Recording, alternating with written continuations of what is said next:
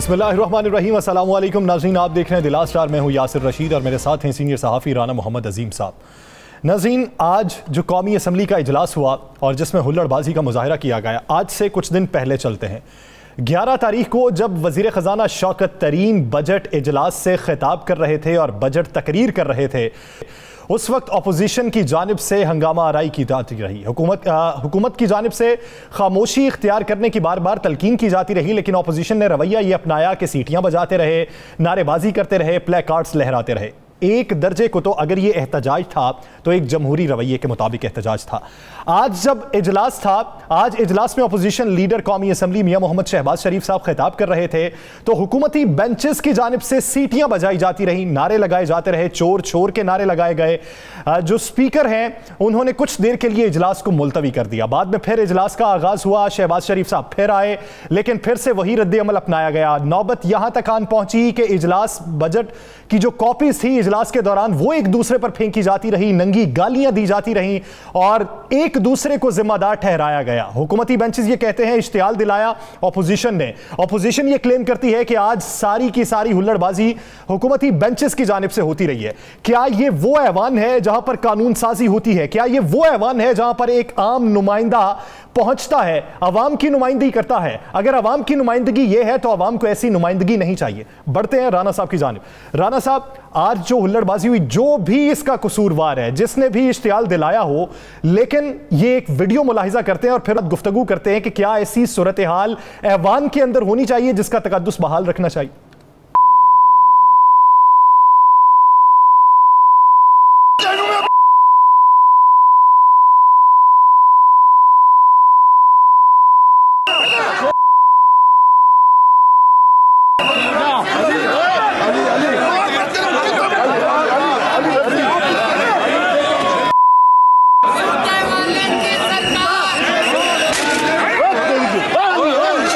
राना साहब, ये चौक है, चौराहा है, कोई थड़ा है या मोहल्ले की दो मुखालिफ पार्टीज हैं कि एक दूसरे को इस तरह की गालियां दे रहे हैं, वो भी एक ऐसे ऐवान में जहां पर नुमाइंदगी के बाद लाखों लोग आपको मुंतखब करने के बाद भेजते हैं कि हमारी भलाई के लिए आप फैसले करें।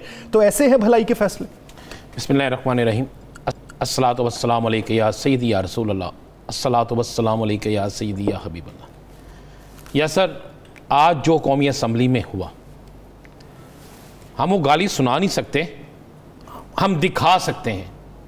जो गालियां निकाली गई, इतनी गलीज गालियां निकाली गई, दोनों ही तरफ से हुआ, मैं किसी एक तरफ से नहीं कह रहा। कुछ चीज़ सामने आ गई, कुछ सामने नहीं आ सकी। वो एक किताबचा, जो बजट किताबचा था, जिस पर पाकिस्तान का नाम भी लिखा हुआ है, जिसके ऊपर बहुत सी ऐसी चीज़ें लिखी हुई हैं जिनका तकद्दुस करना चाहिए,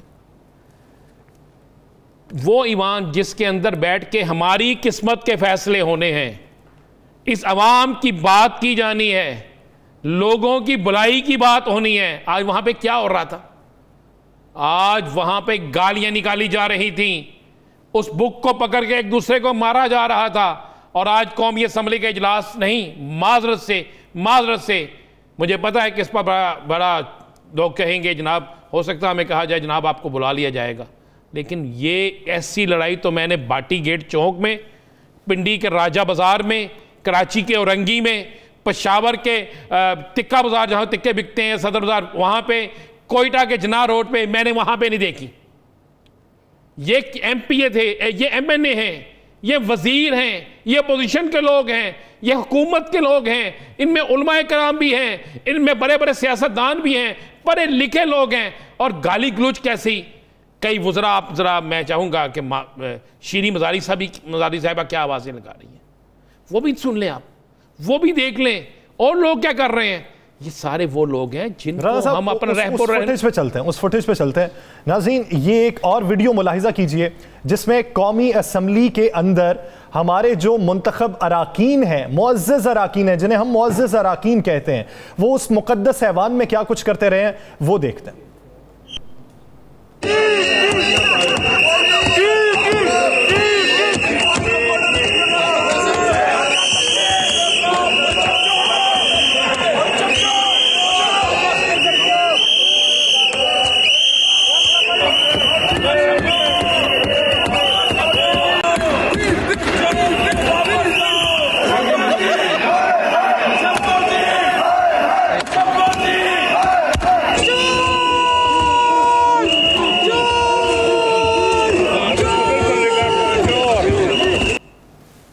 या सर मुझे एक बात तो बताएं, ये आवाज़ सुनी आपने? सीटियां बज रही हैं। रेलवे स्टेशन था, 20 नंबर का बस का अड्डा था, किसी कॉलेज के बाहर खड़े हैं, कहां पे खड़े हैं ये? क्या क्यों सीटियां बजा रहे हैं? ईवान के अंदर सीटी किसने लेके आने की इजाजत दी? ईवान के अंदर जो कुछ हुआ, क्या इस पर एफआईआर दर्ज नहीं होती? यासर साहब मुझे बताइए ना, क्या इस पर एफआईआर दर्ज नहीं होती? क्या इस पर स्पीकर साहब को, ईवान के जो दीगर लोग हैं, क्या उनको एफआईआर दर्ज नहीं करनी चाहिए? चाहे कोई भी शख्स हो।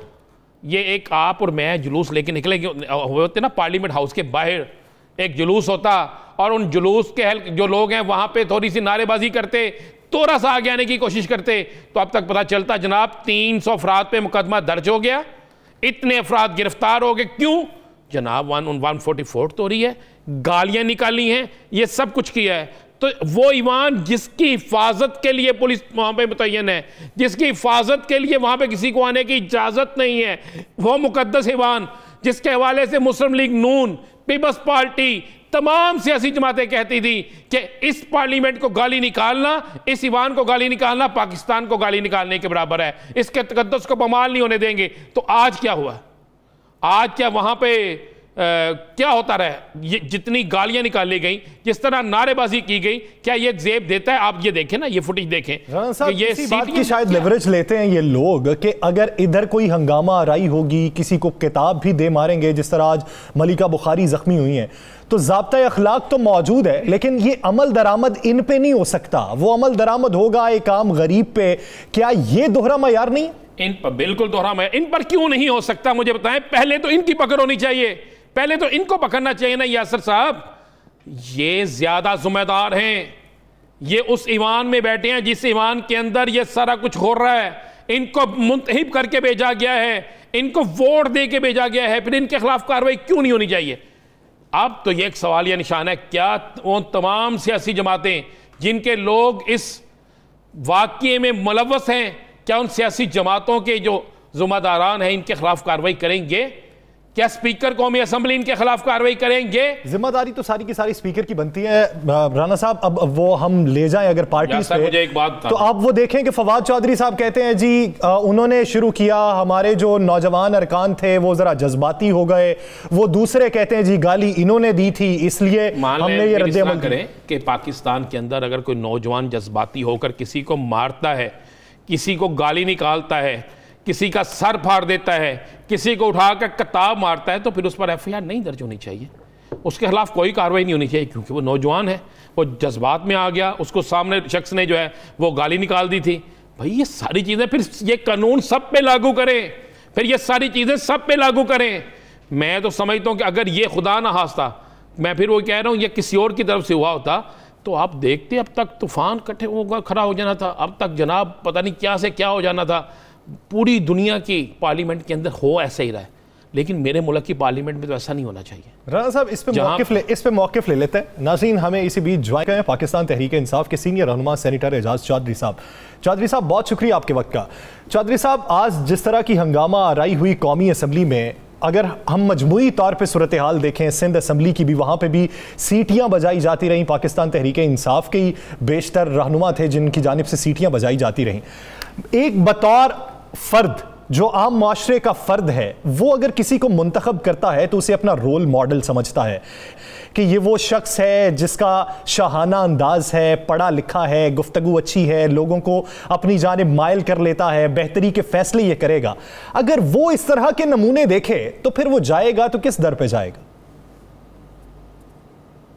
वो हजरत इकबाल ने एक दफ़ा कहा था कि तिब्बे मगरिब के मज़े मीठे असर ख्वाब आवरी।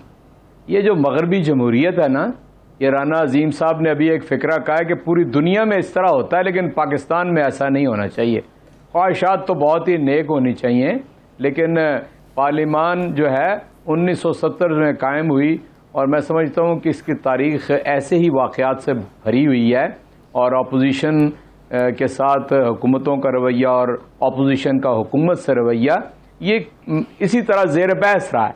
मैं अपनी बात से कोई जवाज़ फराहम नहीं कर रहा हूँ, मैं ये कह रहा हूँ कि एक सेनर एलिमेंट को प्रिवेल करना चाहिए और पार्लियामेंट को क़वाइद व ज़वाबित के मुताबिक चलाएं और जो हाउस की कमेटीज़ हैं उनको रूबा अमल लाया जाए तो ऐसे वाक़यात के ऊपर रोकथाम की जा सकती है।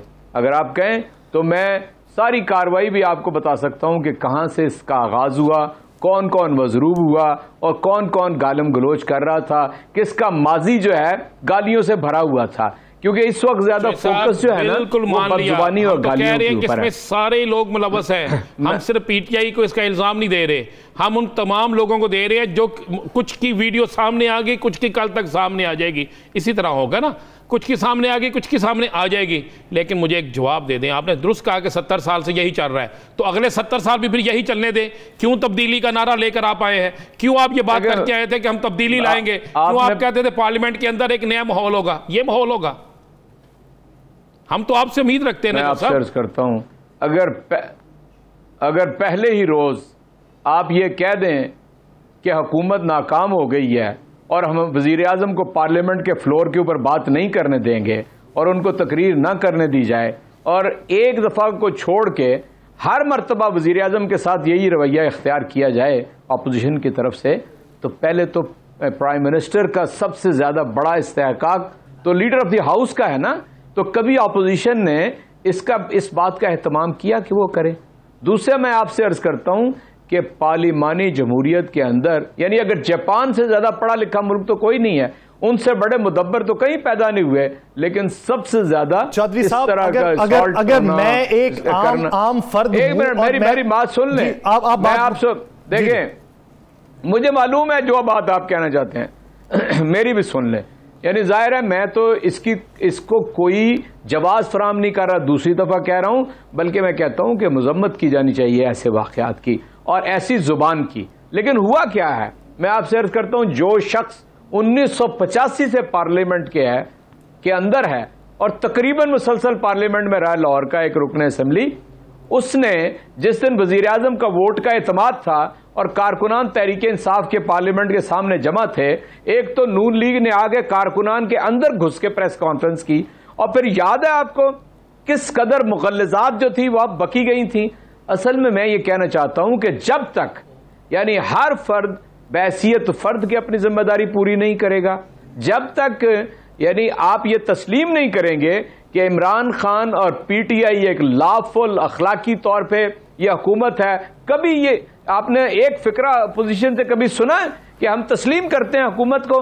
जब मैं अल्फाज और फिक्रों की बात कर रहा हूं, जब ऐसी कैफियत हो, हमने अपने प्रोग्राम के इंट्रो में इस बात की मजम्मत की थी कि जब वजीर खजाना शौकत तरीन आए तो अपोजिशन की जानिब से जो रवैया अपनाया गया वो काबिल मजम्मत था।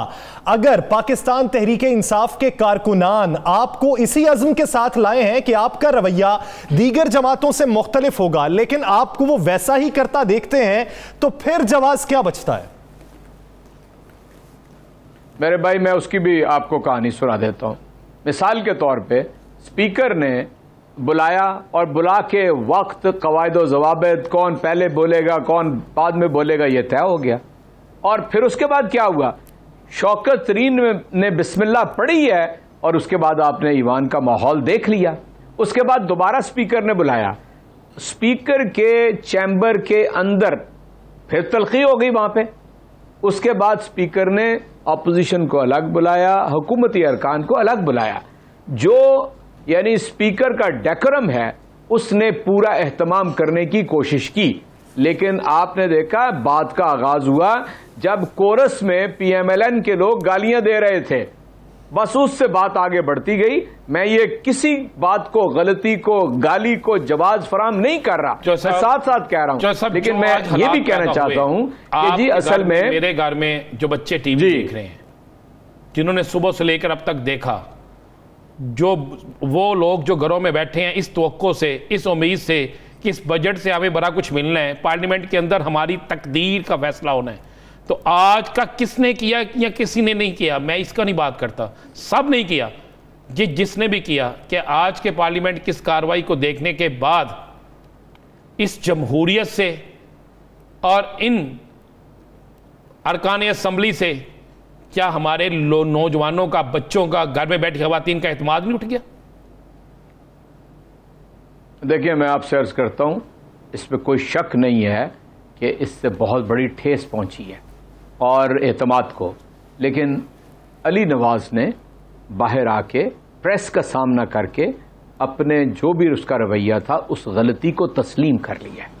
मैं समझता हूँ गलती हो जाने के बाद गलती के ऊपर डट जाना वो उससे बड़ी गलती होती है, लेकिन गलती के बाद अगर कोई मैं ये जवाब फराहम करूं कि जज्बात में आगे कोई ये सारा हो गया तो उसने अपनी गलती को तस्लीम कर लिया। क्या मैं ये तवक्को रखूं कि वो जो पिछले 35 बरस से पार्लियामेंट के रुकन हैं लाहौर असम्बली के, वो भी कभी सोचेंगे अपने बारे में?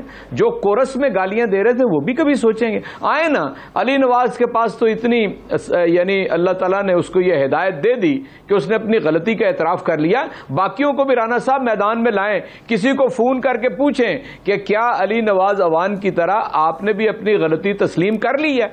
इसलिए कि घर में बैठे हुए सबकी मजम्मत करते हैं, हर किसी में अखलाकी जुर्रत होनी चाहिए कि अगर कोई गलती सरजद हुई, जबान से गलीज अल्फाज आपने अदा कर दिए तो आप उसकी मजम्मत कीजिए, अपने गिरबान में झांकिए और अपना एहतसाब खुद कीजिए। चौधरी साहब आगे बढ़ते हैं।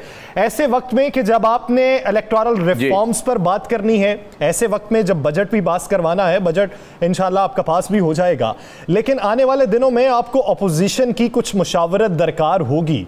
ऐसी हंगामा आराई क्या उस मुशावरत में खलल नहीं डालेगी? Let me refer back once again to the early days of the parliament. जब वजीर आजम का इंतखाब हुआ, उन्होंने हल्फ लिया और हल्फ के बाद तकरीर करना शुरू की। आप बता दीजिए कि अपोजिशन का क्या रोल था, अपोजिशन का क्या बयानिया रहा है, क्या अल्फाज वो अदा करते हैं। मैं अपनी जुबान से नहीं अदा करना चाहता। उन्होंने ये कहा इंतखाबात के बारे में, जो उन्होंने कहा वो रोजाना रिपीट करते, कभी हुकूमत को तस्लीम नहीं किया कि ये हुकूमत और ये वजीर आजम है, और मुसलसल गिराने की कोशिश करते रहे। आपने भी और गिराने के लिए आखिरी हद तक जाने की कोशिश करते रहे। उसका मकसद ये है कि ईवान की कार्रवाई इस तरह चलेगी। क्या आने वाले दिनों में ये सारा कुछ इसी तरह होता रहेगा? राना साहब, जब हमने तस्लीम नहीं किया था ना, तो 432 पिटीशंस थी अपना उधर इलेक्शन कमीशन के अंदर, और आपको मालूम है 4 हल्के खोलने को हमने कहा था, चारों के अंदर बददियानती साबित हो गई थी। इसलिए 2013 के इंतखाब को 18 से मत कंपेयर करें, जिसकी कुल 23 पिटीशंस हैं, 23 ओनली, 12 एक पार्टी की हैं, 11 एक पार्टी की हैं। इसलिए मैं नहीं समझता कि आप दोनों इंतखाबात को बराबर रख सकते हैं। अलबत्ता एक तो अपोजिशन का इल्जाम यह है, बल्कि इल्जाम क्या है, अपोजिशन समझ रही है, ये कह रही है कि शहबाज शरीफ से आप खौफजदा हैं, इसलिए उसको बोलने नहीं देते, उसको कार्रवाई का हिस्सा नहीं बनने देते। और दूसरा, आज के इस वाकये के बाद वैसे तो वो अपोजिशन जो बिखरी हुई थी उसे आपने इकट्ठा कर दिया। वैसे अपोजिशन की बात के आगे आपने शहबाज शरीफ साहब की बात कर ली है। कोई अखलाकी पोजीशन शहबाज शरीफ साहब की है कि वो अदालत में जाके एक अपने बड़े भाई की, जिसके बारे में उन्होंने ये यानी बावर करा दिया था दुनिया को कि वो जां बलब है, उसकी जमानत दी कि वो वापस आ जाएगा, वो वहां पर अपने पोते की पोलो देख रहा है और कुल्फियां खा रहा है। यानी कोई अखलाकी हैसियत है शहबाज शरीफ की? 25 अरब रुपए की मनी लॉन्ड्रिंग है उसके ऊपर। यानी पूरा आपके पास ताकत है, इस्तेमाल करें। सब आपके पास, आप हुकूमत में इस्तेमाल करें ताकत को, लाएं बाहर से। क्या आप उनको बाहर से लाने का फैसला कर चुके हैं ना? तो लाएं बाहर से, उनका पासपोर्ट क्यों नहीं खत्म करें? उनका पासपोर्ट जो है, प्लीज मुझे इस बात की इजाजत दें कि आपका निजाम इस कदर बोदा है। मैं आपको बता रहा हूं, ठीक है ना, मैं बिल्कुल बरसर मजलिस सारी दुनिया के सामने कह रहा हूं, यहां का प्रोसिक्यूशन का सिस्टम, यहां का एहतसाब का निज़ाम, यहां का अदालतों का निज़ाम, आप इसमें कह रहे हैं हमने अपनी पूरी जुर्रत का मुजाहरा किया है, किसी बड़े से बड़े को भी हमने ना छोड़ने का ऐलान किया, लेकिन इसमें वक्त लगेगा। मैं मायूस नहीं हूं इस पूरे अकाउंटेबिलिटी के सिस्टम से, ये इंशाल्लाह वक्त लगेगा। किसी सूरत में भी इमरान खान अपने मौक़िफ़ और अपने मंशूर से एक कदम पीछे नहीं हटेगा। और ये जो एहतसाब की बात और अपोजिशन का किरदार की बात, अपोजिशन में आज आपसे कहता हूं, कोई आ जाए, मैं सुबह ईवान बाला के अंदर जाऊंगा और ऐलान करूंगा, जुमे की रोज़ मेरी यानी बात का इम्कान है कि जिस तरह का रवैया आज अपनाया गया ये मुस्तकबिल में ना अपनाया जाए कर लें, और जो वादे हैं, जो दावे हैं, जो उम्मीदें हैं वो जल्दी बरलाई जाना चाहिए। एक चौधरी साहब, एक आखिरी सवाल, बजट पे बहस हो रही थी, हमें 3 दिन बजट से पहले पता चला कि IMF डिमांड कर रहा है पेट्रोलियम कीमतें बढ़ाने पे, लेकिन वजीर खजाना मुसर है कि हम नहीं बढ़ाएंगे। बजट तकरीर भी हो गई, हमें यह वादा भी सुना दिया गया कि जो कीमतें हैं वो नहीं बढ़ाई जाएंगी। आज पेट्रोलियम की कीमतें काबीना ने मंजूरी के साथ बढ़ा दी हैं, 12 बजे इतलाक हो जाएगा। इस पर अपोजिशन जो आप पर इल्जाम लगाती है वो तो सच साबित होता है। देखिए, मैं आपसे अर्ज करता हूं कि यानी काबीना के सामने जो भी मुल्क की सूरत हाल है उसको कोई भी फैसला, अभी बजट पास नहीं हुआ, बजट के ऊपर ये कोई इनकॉर्पोरेशन का उसने नहीं फैसला कर दिया। यानी हम अपने उस बजट के हवाले से जो हमारा ऐलान है उसके ऊपर कारबंद रहने की पूरी कोशिश कर रहे हैं। हम फेस कर रहे हैं पेट्रोलियम की प्राइसेस का नहीं, जो ऐलान किया गया था वो आपको मालूम है, पावर की, बिजली की कीमतों का कहा गया था कि हमने उनको कहा है कि ये सर्कुलर डेट जो है ये इसकी वजह से आप हमें दबाव में ला रहे हैं कि हम इसकी कीमत बढ़ाएं, तो इंशाअल्लाह ताला उसकी कीमत, ये पेट्रोलियम के हवाले से बात नहीं की गई थी। आपको भी मालूम है कि बाहर से यानी जो कीमत बैनुल-अक़वामी मार्केट के अंदर होती है आपको उसके साथ पेट्रोलियम प्रोडक्ट्स में उतार चढ़ाव होता है। उम्मीद करते हैं जो बात की गई थी वो पावर सेक्टर के लिए की गई थी, बिजली के लिए बनाने हैं तो अवाम पर ज्यादा बोझ ना डाला जाए। बहुत शुक्रिया एजाज चौधरी साहब इस हवाले से अपना वक्त देने के लिए। नाज़रीन, बात करेंगे एक शॉर्ट ब्रेक के बाद। Stay with us.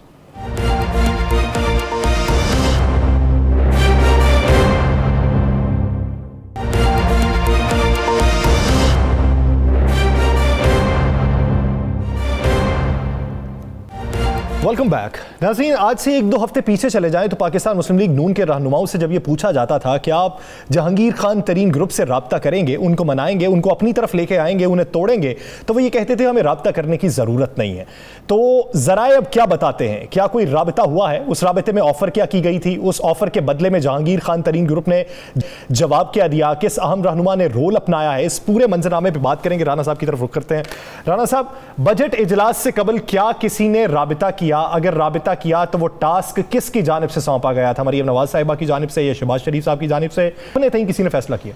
यासर, ये बड़ा अहम तरीन आपको एक तो इंकशाफ कर दें कि लोग समझ रहे हैं शायद जहांगीर तरीन ग्रुप जो है वो खामोश हो गया, ख़त्म हो गया। बिल्कुल ऐसा नहीं। पंजाब असम्बली हो या कौमी असम्बली हो, इसमें जहांगीर तरीन ग्रुप का रोल है और रहेगा, और इसको अपोजिशन जमातें भी समझती हैं।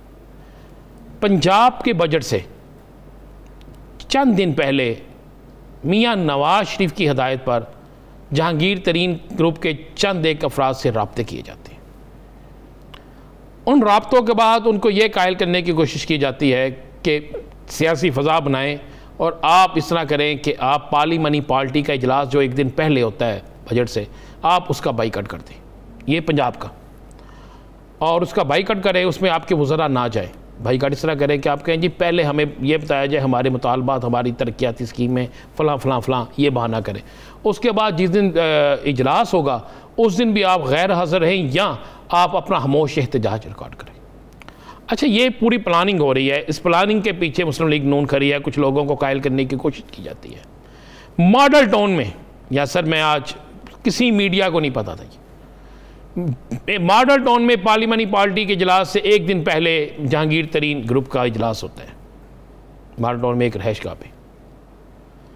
उस इजलास में जो लाइन पीछे से नून लीग का कुछ लोग कोशिश कर रहे होते हैं, वो बात शुरू होती है तो नुमान लंगरियाल सूबाई वज़ीर है जहांगीर तरीन ग्रुप से, इनका बड़ा गहरा तल्लक है। तो नुमान लंगरियाल जो हैं वो वहाँ पर खड़े हो जाते हैं और कहते हैं कि जनाब एक बात तो क्लियर है कि सबसे पहले पाकिस्तान है, और ये बजट जो है इस पाकिस्तान के लिए, पंजाब के लिए, पूरे मुल्क के लिए बड़ा ज़रूरी है। हमने जो हलफ उठाया हम उससे पीछे नहीं हटेंगे। हमने हलफ पंजाब असम्बली में जो उठाया, कौमी असम्बली में उठाया, इस पाकिस्तान के लिए उठाया, हम उससे पीछे नहीं हटेंगे। और वो अपने दोस्तों को कायल करता है, नुमान लंगरियाल जो सूबाई वज़ीर हैं। कायल करने के बाद फिर ये फैसला होता है कि पार्लियामानी पार्टी के इजलास में जाए। अच्छा, जब वो पार्लियामानी पार्टी के इजलास की तरफ जाते हैं, यासर बड़े मज़े वाली बात है, तो नून लीग के वही लोग जो हैं अहम रहनुमा, उन्हें फ़ोन करके रोकने की कोशिश करते हैं उनके कुछ लोगों को बागी करने की कोशिश करते हैं। ये भी आपको एक बड़ी मसद का इतला दो, जिसमें से कुछ लोगों को यहाँ तक कहा जाता है कि हम आपको इलेक्शन में टिकट आप ही अनाउंस कर देते हैं, आप बस खुल जाए। लेकिन वहाँ पे चूँकि ये सारा फैसला हो चुका होता है, ये सारे काबीना के इजलास में भी जाते हैं, ये सारे शिरकत करते हैं बजट में भी, और ये बिल्कुल वाज़े कहते हैं कि हम रहेंगे जहांगीर तरीन के साथ, हमारा एक तल्लक है उससे नहीं चलेंगे, लेकिन आखिरी हद तक हम अपने तहरीक इंसाफ के साथ रहेंगे। और अगर हमारे वादे वफा नहीं भी होते तो हम अंदर रह के लड़ाई करेंगे, बाहर नहीं। जिसके बाद मुस्लिम लीग नून की वो शख्सियत बरतानिया में फ़ोन करती है, बाकायदा जाती उम्रा में किसी से मुलाकात करती है जाके, जिन लोगों की ड्यूटियाँ लगी होती हैं, वो बताते हैं जनाब ये काम तो नहीं चला। तो वो कहते हैं अगर ये नहीं चला तो फिर आप कोशिश करें किसी तरीके से अपने बागी लोगों को वापस 1 2 3 किसी को ले आए। या सर ये भी मैं आपको, अच्छा वो मानने को तैयार है, पहले तो वो मानने नहीं, उन्होंने कहा ले आए किस तरीके से ताकि हम कुछ सियासी घेल बनाएं। वो उस तरफ कोशिश करते हैं तो उस पर भी नाकामी होती है, बल्कि ज़्यादा नाकामी होती है। और जलील शरकपुरी साहब आपको पता है उनकी दरखास्त आ जाती है। ये सारा कुछ उसी पहराए में होता है। ये वो अंदर की बात थी कि जो आपको बताना, जो जानना ज़रूरी थी कि ये पूरी एक प्लानिंग थी। पंजाब में जो तब्दीली की बातें हो रही थी ना, उनके जहन में था कि हम जहांगीर तरीन ग्रुप को अपने साथ मिला लेंगे और 35-40 वोट पंजाब में ये मिल जाएंगे और इनका आगाज़ करवाएंगे बजट इजलास से। बजट इजलास से अब बड़ी खुफिया मीटिंग हुई है ये मॉडल टाउन में, ये मैं चैलेंज से कह रहा हूँ, ये मॉडल टाउन में मीटिंग हुई है। और उसमें नुमान लंगरियाल जो हैं सूबाई वजीर हैं, इन्होंने वहाँ पे जाके इनको कायल किया, और उस कायल करने के बाद जहांगीर तरीन साहब ने भी अपना रोल अदा किया। फिर जाके ये मामला नून लीग की यह साजिश नाकाम हुई। अब अगली साजिश सुन ले क्या होगी। अगली साजिश मुस्लिम लीग नून ये करने लगी है कि उन्होंने एक लाहौर से तल्लक रखने वाले रुकने असम्बली और 11 दूसरे रुकने असम्बली हैं तहरीक इंसाफ के, उनके साथ राब्ते शुरू कर दिए। लाहौर वाले को कहा है कि तुम्हारे मुकाबले में हमारा उम्मीदवार कोई नहीं खड़ा होगा, टिकट भी दे देंगे लेकिन वक्त हालात के मुताबिक ज़रूर देंगे। और बाकी जो हैं उनको कहा गया कि जनाब आपको भी सीटें देंगे, टिकट देंगे, आप एक हम ख्याल ग्रुप बना लें। आप मेरा इशारा समझ गया मैं जब हम ख्याल कहता हूँ। तो अभी तक तो उन्हें कामयाबी नहीं मिली, लेकिन मेरी इत्तला के मुताबिक फैसलाबाद से और सियालकोट से 2 अफराद जो हैं इस काम की ज़िम्मेदारी लेके निकले हुए हैं और वो कहते हैं कि हम जल्द इसमें कामयाब हो जाएं। चलें देखते हैं कि फैसलाबाद की एक बड़ी शख्सियत और सियालकोट की भी एक बड़ी शख्सियत अगर इस काम के लिए निकली है, पुराने सियासतदान है, किस हद तक मना पाते हैं। दूसरी तरफ पाकिस्तान तहरीक इंसाफ को भी खबर होगी तो वो अपने लोगों को किस तरह अपने साथ जोड़े रखती है। आगे बढ़ेंगे और बात करेंगे पेट्रोलियम के हवाले से। पेट्रोलियम माफिया जो है वो अभी तक कंट्रोल में क्यों नहीं आ रहा, इसकी कीमतों में इस्तेहकाम क्यों नहीं है, इसकी जो तरसील और इसकी आमद का जो तनासुब है वो बरकरार क्यों नहीं रहता, अभी तक जो कार्रवाई हुई, जो रिपोर्ट मुरतब की गई उस पर अभी तक अमल क्यों नहीं किया जा सका, एक्शन क्यों नहीं लिया जा सका, क्या वो इतने ताकतवर हैं कि एक्शन लेना मुश्किल है। राना साहब की तरफ बढ़ते हैं। राना साहब, माफिया ताकतवर है, हुकूमत कमजोर है, या फिर अभी काम रफ्ता रफ्ता चलाना चाह रहे हैं, एक्शन नहीं लेना चाह रहे? नहीं यासर, एक तो हम अपने स्क्रीन पे वो वीडियो दिखाते हैं, वो फुटेज दिखाते हैं जो फुटेज चल रही है। वज़ीर-ए-आज़म पाकिस्तान ने चंद दिन पहले कहा कि जनाब मैं इस मुल्क में वो माफिया जो स्मगलिंग करता है पेट्रोल की, वो इतना बड़ा माफिया कि खरबों रुपए का नुकसान करता है पाकिस्तान का, हम उसके ख़िलाफ़ सख्त कार्रवाई करने लगे हैं। उसमें मोबाइल भी है, उसमें ईरानी पेट्रोल है, इस स्मगलिंग शुदा पेट्रोल है। अब इसकी मार्केटें पाकिस्तान में मौजूद हैं, लेकिन सबसे बड़ी मार्केट आपको मज़े वाली बात बताऊँ कहाँ पे है इसकी, कोयटा के बाद, कोयटा और पेशावर और कराची के बाद, ये 3 शहरों के बाद बड़ी मार्केट लाहौर में। ये जो आपको फुटेज दिखा रहे हैं हम अपने स्क्रीन पे, ये एक्सक्लूसिव फुटेज है हमारे पास। ये फुटेज मैंने खुद बनवाई, यानी मैं खुद गया वहाँ पे ख़रीदार बन के। आप अंदाज़ा लगाएं कि मुख्तलिफ ब्रांड्स जो हैं, बड़े मारूफ ब्रांड्स जो है, उन कंपनियों के ये जाली मोबाइल तैयार हो रहे हैं जो हम अपनी बड़ी बड़ी गाड़ियों में लोग डलवाते हैं, मोटरसाइकिलों में डलवाते हैं। और मज़े वाली बात है कि इसी ये लारी अड्डे में है मार्केट लाहौर के। इमरान खान साहब, ये किसी देहात में नहीं है जो पुलिस को पता ना चले।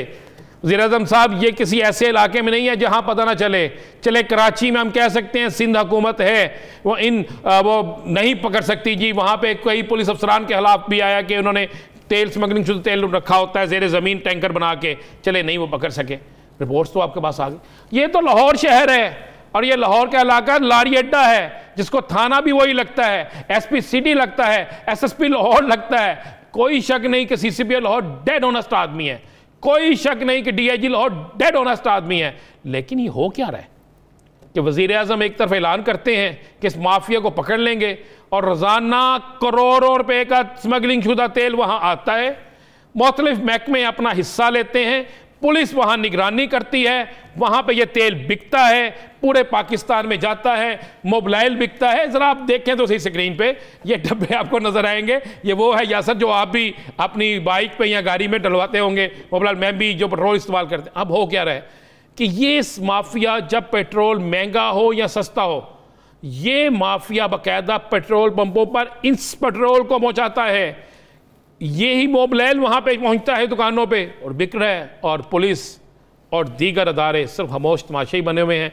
अभी जाएं, जाके वहाँ पे रेड करें तो करोड़ों नहीं अरबों रुपए का सामान मिलेगा, लेकिन 1 घंटे बाद दोबारा वही काम शुरू हो जाएगा। हुकूमत को ये सोचना चाहिए कि बॉर्डर से चलते हुए जब बसेस के जरिए स्मगलिंग की जाती है, पूरी चेन है, फिर शहर दर शहर इसे मुंतकिल किया जाता है, और लाहौर जैसे बड़े शहर में अगर इसकी स्मगलिंग हो रही है, पैकिंग हो रही है, तो फिर ये हुकूमत की नाकामी का मुंह बोलता सबूत है। हुकूमत अगर ये नहीं देख पा रही तो हुकूमत को फिर और क्या दिखाई देगा। नाज़रीन, दीगर इश्यूज़ पर बात करेंगे एक शॉर्ट ब्रेक के बाद। Stay with us.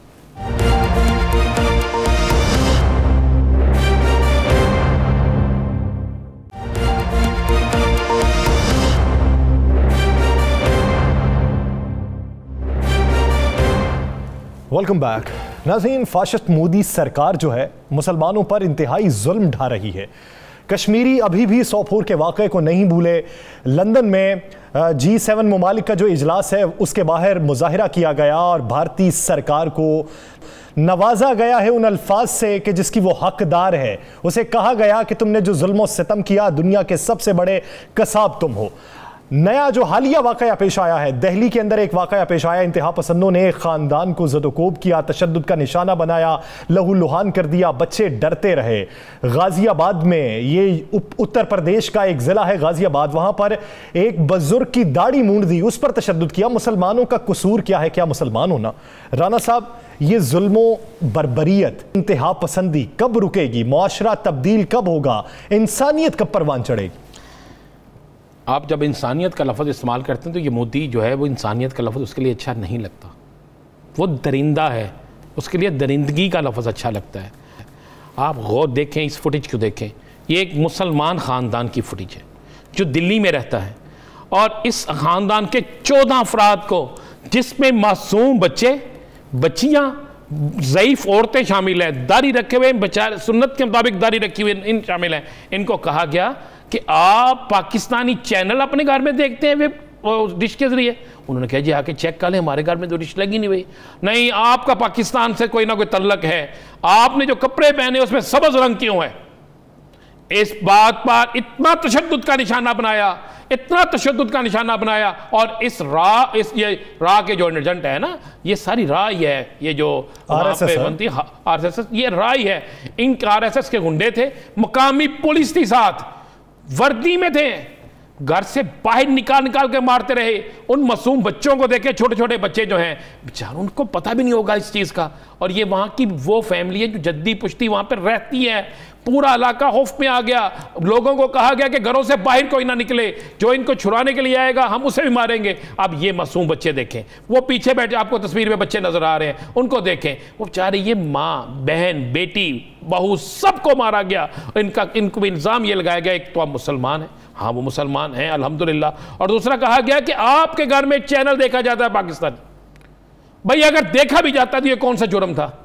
और आप उसकी कह रही इंसानियत की बात कर रहे हैं, नरेंद्र मोदी कह रही है, जहाँ जिस मुल्क के अंदर इंसानियत शर्मा गई है, जहाँ पर इंसानियत जो है उस नाम का लफ्ज़ रह ही कोई नहीं गया, इस ख़ानदान को यासर इतना तशद्दुद का निशाना बनाया गया। ये इस कदर खौफज़दा है वहाँ पे कि अब ये लोग, जिस दिन से ये वाक़या हुआ है, 3 दिन से ये वाक़या हुआ है, ये घर से बाहर नहीं निकल रहे। बच्चे खौफ के मारे बैठे हुए हैं, स्कूलों में जाना छोड़ दिया है, मस्जिद तक जाते हुए डर रहे हैं कि हमें रास्ते में फिर ना मार दिया जाए। और ये इलाका पुलिस वहाँ पे खड़ी होकर उनको सपोर्ट करती रही। फिर जब इन्होंने एप्लीकेशन, कुछ लोगों ने कहा चले थाने जाके एप्लीकेशन देते हैं, जब इनके ख़ानदान के 2 लोग थाने एप्लीकेशन देने गए तो उनको पकड़ के बिठा लिया गया, उन पे मुकदमा दर्ज कर लिया गया और उन्हें नंगा करके थाने में मारते रहे, जिसके बाद उन्होंने अपनी दरखास्त जब वापस ली तो फिर उनकी जान छोड़ी गई। राणा साहब, वो जो उत्तर प्रदेश में अब जिला गाजियाबाद के अंदर एक बुजुर्ग को आप सामने बिठाएं, तशद्दुद का निशाना बनाएं और फिर उसकी दाढ़ी के बाल मूंड दें, इस उम्र में आपको उम्र का भी लिहाज ना हो तो फिर आप क्या हैं? देखें यासर, बिल्कुल आप दुरुस्त कह रहे हैं। अब भारत जो है ना, ये टूट रहा है, अब इंतहा हो गई है। पहले जो भारत के अंदर मुसलमान रहते थे वो भारत की सपोर्ट करते थे, जिस मुल्क में जो रहता है उसको उसकी सपोर्ट करनी चाहिए, लेकिन अब तो भारत के अंदर हिंदू भी भारत की सपोर्ट नहीं करते। नरेंद्र मोदी ने तो तकसीम ऐसी कर दी है कि वहां पर कोई एक कौम, कोई एक मजहब इस वक्त तक महफूज नहीं है। सिर्फ वहां पर इंतहा पसंद हिंदू जो हैं वो समझते हैं कि सिर्फ इंडिया उनका है, भारत उनका है, सिर्फ वही वहां रह सकते हैं। ना वहां पे मुसलमान महफूज, ना वहां पे निचले दर्जे के हिंदू महफूज, ना वहां पे ईसाई महफूज, ना वहां पे पारसी महफूज, कोई और महफूज नहीं है। ये अब पूरे भारत पे जो आग ये लगाई जा रही है ना, या सर आप क्या समझते हैं, इन मासूम बच्चों जिनको तशद्दुद का निशाना बनाया गया है, ये इस तशद्दुद को भूलेंगे या उस इलाके में रहने वाले मुसलमान इसको बुला पाएंगे? ऐसा नहीं होगा। जो ये जो तहरीकें चल रही हैं ना भारत के अंदर, ये इसी वजह से चलती हैं, इसी तरीके से चलती हैं। इन्होंने पहले कश्मीर के अंदर जुल्म की इंतहा की, लेकिन उसमें भी इनको नाकामी हुई और कश्मीरी आज भी अपने मौक़िफ़ पर डटे हुए हैं। अब ये भारत के अंदर करने जा रहे हैं, यही होगा। आपने अभी बताया कि मुजाहरा हुआ, मुजाहरे की तस्वीर देख लें, मुजाहरे की शुरका देख लें, उनके नारेबाजी देख लें, इनमें से कोई भी शायद कश्मीरी ना हो, लेकिन ये सब कश्मीर के साथ मोहब्बत करते हैं। ये सब भारत में होने वाली जुल्म और ज़्यादती के खिलाफ आवाज़ बुलंद कर रहे हैं, ये कश्मीर में होने वाले जुल्म के खिलाफ आवाज़ बुलंद कर रहे हैं। तो अब भारत के टूटने का वक्त बिल्कुल करीब है। ये जितना मर्जी जुल्म कर लें, ये भारत टूटेगा। आलमी इदारे, आलमी ताकतें देखें जो सरमायादाराना निज़ाम से अपने मुल्क की पॉलिसी बनाती हैं और उनके बेनिफिट्स भी वही होते हैं। जब आपका इजलास जारी है और बाहर खड़े अफराद जिनका ताल्लुक शायद उस इलाके से ना हो, अगर है भी तो वो वहाँ से हिजरत करने पर मजबूर हो गए, वो भी फरियादी हैं, वो भी आप तक बात पहुँचाना चाहते हैं, उनकी भी बात सुनिए, इदराक कीजिए, मामले को देखिए और फिर एक नज़र से पूरी दुनिया को देखने की कोशिश कीजिए। आपकी दुनिया भी बदल सकती है। नाज़रीन, द लास्ट स्टार से राना अजीम साहब को दीजिए इजाज़त। अल्लाह निगहबान।